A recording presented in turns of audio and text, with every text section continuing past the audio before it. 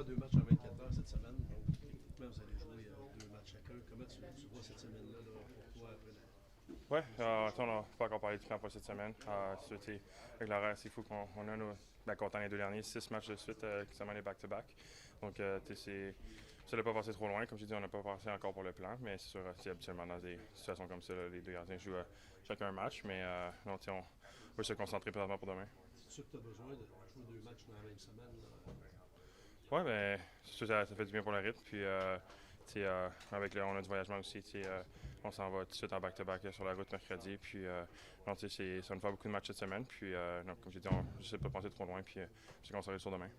L'année passée, vous étiez dans une situation de pression pour avancer, pour courir après la place en série. Vous étiez vraiment dans le cœur de ça à pareille date. Cette année, vous êtes une équipe après qui on court puis vous essayez de garder votre position.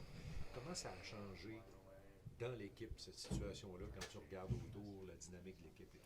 Oui, c'est sûr, l'année passée, on n'avait pas beaucoup de matchs de manœuvre quand on est arrivé après le break. Puis, cette année, je pense que tout le long de l'année, on était capable d'être constant pour nous permettre de se placer dans une position comme ça. Puis, c'est assez fou de notre côté, là, dans la division, même dans notre conférence.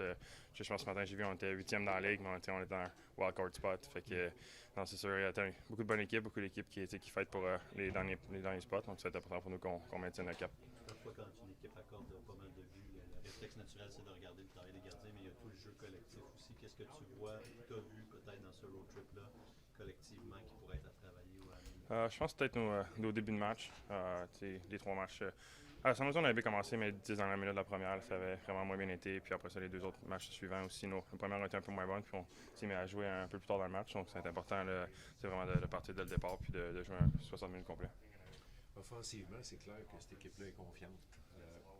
Sentez-vous, les gardiens plus particulièrement, parce que ça passe pas mal autour de vous autres quand vient le temps de défendre, sentez-vous une confiance aussi solide quand vient le temps de défendre avec la même équipe quand elle est au bord? Quand eux attaquent, Quand eux puis que nous on défend, on est aussi confiants. Est-ce que vous êtes aussi confiants? Parce que ouais. offensivement, il n'y a pas de problème. C'est des choses qu'on parle souvent entre les périodes. On est une équipe qui est vraiment explosive offensivement, qui n'a pas de misère à marquer des buts. Donc, c'est vraiment ça qu'on veut travailler. On peut essayer de forcer la rush game. Vraiment, que si on n'a pas trop d'options en zone neutre, des choses comme ça, de ne pas avoir peur de la mettre en zone offensive, puis aller travailler pour aller la récupérer, puisqu'on sait que l'autre équipe va faire des erreurs, puis avec, comme j'ai dit, le punch offensif qu'on a, on peut s'attendre qu'il fasse des erreurs, qu'on essaie de forcer rien, on va être capable de marquer autant de buts. Donc, c'est important de jouer de la bonne façon, puis essayer de rien forcer. Il y a une couple de matchs où boxer out, déblayer le devant du but, ça semble être plus facile que d'autres. Qu'est-ce qui fait la différence justement entre un match où vous avez plus de facilité à déblayer le devant de votre filet et d'autres où c'est un peu plus ardu?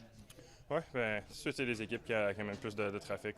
Dans les Islanders, même Anaheim aussi, c'est des équipes qui amènent beaucoup de au filet, puis avec beaucoup de trafic. Puis les gars comme Kreider qui sont tellement bons devant le filet, juste avoir, même si t'es capable d'avoir la rondelle, ils ont tellement les bons bâtons pour les dévier. Donc, c'est sûr, les équipes qui font du bon travail là-dessus, mais on a les bons défenseurs qui font bien le travail. Donc, je suis pas inquiet que ça va bien aller.